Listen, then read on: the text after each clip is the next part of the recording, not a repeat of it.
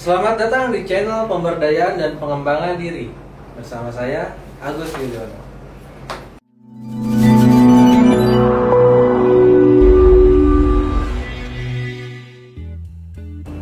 Oke teman-teman, kali ini kita kedatangan tamu. Pak Asep, silakan perkenalkan kepada penonton. Halo sahabat semua, perkenalkan nama saya Asep. Saya rekan dari Pak Agus di Pemberdayaan dan Pengembangan Diri. Kita akan nanti ngobrol-ngobrol ya supaya kita lebih seru tentang materi yang akan disampaikan oleh Pak Agus. Oke, baik. Kita akan ngobrol-ngobrol tentang Law of Attraction ya, bersama Pak Asep selaku praktisi pemberdayaan diri juga. Oke. Di video-video sebelumnya saya sudah sampaikan apa itu hukum ketertarikan atau Law of Attraction ya. Di sini kita bersama Pak Asep, kita berdua akan membahas mengenai langkah-langkah Law of Attraction untuk mewujudkan impian. Oke. Yang pertama Pak Asep, ya kita kan udah tahu nih ya, bahwasannya yang pertama ini langkah-langkahnya yaitu menerima dan bersyukur ya. Menurut Pak Asep sendiri, apa sih menerima dan bersyukur itu?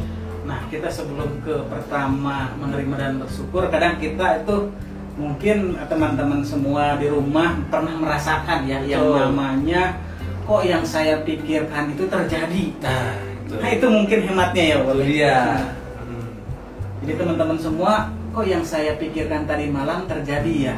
Nah itu yang dinamakan Law of Attraction gitu.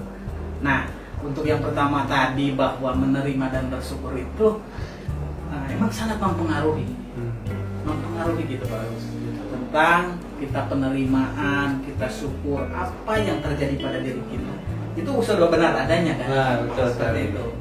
Dan menerima dan bersyukur itu adalah salah satu cara untuk mewujudkan Law of Attraction itu. Law of Attraction itu kan harus kita, supaya kita hasilnya bagus, supaya kita yang kita pikirkan itu terjadinya positif, berarti kita harus men-settingnya juga yang positif seperti itu. Oke. Sangat luar biasa sekali penjelasan dari Pak Asep ya. Oke, kalau menurut saya pribadi ya, untuk yang pertama ini atau langkah pertama menerima dan bersyukur ini, memang kita sebagai manusia, jika kita ingin mendapatkan segala sesuatu yang lebih, nah, tentunya di ajaran agama apapun itu pasti kita disuruh untuk bersyukur ya. Ketika kita syukuri apapun itu yang kita terima ya, tentunya nanti Allah Subhanahu wa Ta'ala atau Tuhan Yang Maha Esa akan memberikan yang lebih lagi kepada kita. Jadi wajib untuk kita untuk bersyukur begitu. Oke, clear ya Pak Asep ya, yang pertama menerima bersyukur ya. Ya, betul sekali. Oke. Lalu yang kedua ya, langkah kedua yaitu berdoa. Menurut Pak Asep, untuk langkah kedua ini dalam mewujudkan impian, berdoa itu gimana? Nah, kalau kita sudah tahu tentang Law of Attraction ya, hukum daya tarik atau ketertarikan atau tarik menarik, maka kita akan men-setting goalnya. Supaya menarik hal-hal positif, berarti kita harus men-setting di awalnya dengan cara kita berdoa.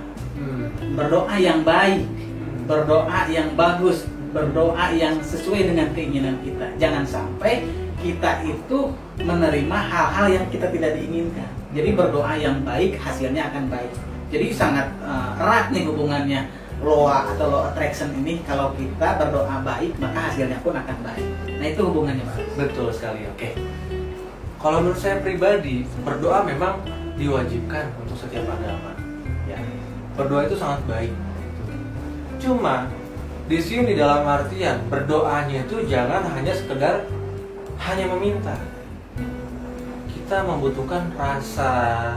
Ya, tentunya di balik rasa, di dalam konsep Law of Attraction, ya, di situ diterangkan bahwa apa yang Anda rasakan, apa yang Anda pikirkan, itulah yang akan menjadi kenyataan. Itulah Anda menarik impian tersebut ke dalam kehidupan Anda. Nah, di catatan di sini bahwa berdoanya itu betul-betul harus dengan menggunakan rasa, visual juga iya, ya, ucapan yang positif iya, maka itu akan mewujudkan. Jadi bukan hanya kita berdoa pikiran kemana, itu. hanya ucapan aja, Betul. seperti itu. Bukan tapi seperti dengan itu. rasa. Gitu. Dengan rasa. Tentunya ketika sudah dibarengi dengan rasa, nanti akan timbul visual-visual ya, imajinasi kita, membayangkan kita yang penuh perasaan kita. Nah, itulah yang nantinya akan masuk ke getaran law of attraction itu, hukum ketertarikan tentunya gitu. Oke, kita bahas yang ketiga, langkah ketiga, yaitu kepercayaan diri. Nah, menurut Pak Asep sendiri bagaimana sih mengenai kepercayaan diri dalam mewujudkan impian itu? Nah, kalau menurut saya kepercayaan diri itu sangat penting ya. Karena kalau kita tidak percaya diri, mana bisa kita mewujudkan sesuatu. Artinya di sini kepercayaan diri itu kita percaya bahwa kita itu akan apa yang kita inginkan itu akan terwujud. Jadi kita harus percaya kepada diri sendiri. Jangan kita terpengaruh dengan hal-hal lain yang membuat kita down, membuat kita tidak percaya diri, membuat kita lemah dan lain. Di sini untuk mewujudkan atau ilmu loa ini berjalan dengan baik, kita harus percaya diri bahwa apa yang saya panjatkan tadi, apa yang saya lakukan tadi itu akan terwujud. Jadi itu percaya pada diri kita sendiri gitu ya. Oke, baik sekali Pak Asep, luar biasa. Kalau menurut saya pribadi, ya, kepercayaan diri itu sangat luar biasa, harus kita miliki. Karena apa? Kepercayaan diri adalah modal awal kita dalam mewujudkan setiap keinginan. Betul Pak Asep ya? Betul. Nah, untuk itu kita harus memiliki kepercayaan diri dalam hal apapun. Ketika kita sudah percaya diri, di situ akan timbul suatu getaran.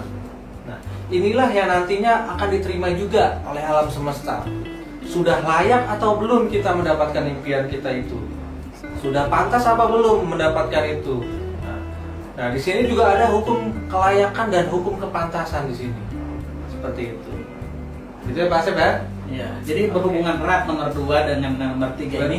Percaya diri, percaya kepada Tuhan yang akan mengabulkan doa-doa kita. Kitanya percaya diri, kita percaya dengan Tuhan, maka itu akan match ya. Betul.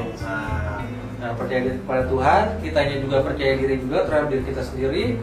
Karena itu adalah bagian dari hukum kepantasan dan hukum kelayakan.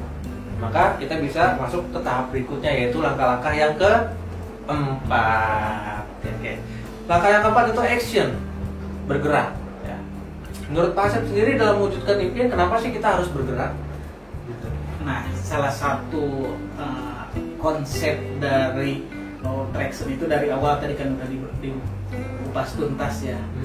Kupas tuntas dimulai dari menerima, berdoa, terus keyakinan diri gitu. Bergerak itu adalah salah satu actionnya, salah satu cara mewujudkannya, salah satu jalannya. Betul. Sehingga tidak hanya pikiran, tetapi juga tenaga kita atau gerakan kita atau kita usaha kita yang akan mewujudkan itu. Jadi loa itu nggak ujug-ujug langsung terwujud, tapi ada caranya, ada pergerakannya, ada usahanya untuk mewujudkan apa impian kita yang ingin kita capai itu, seperti itu. Jadi action ini sangat penting.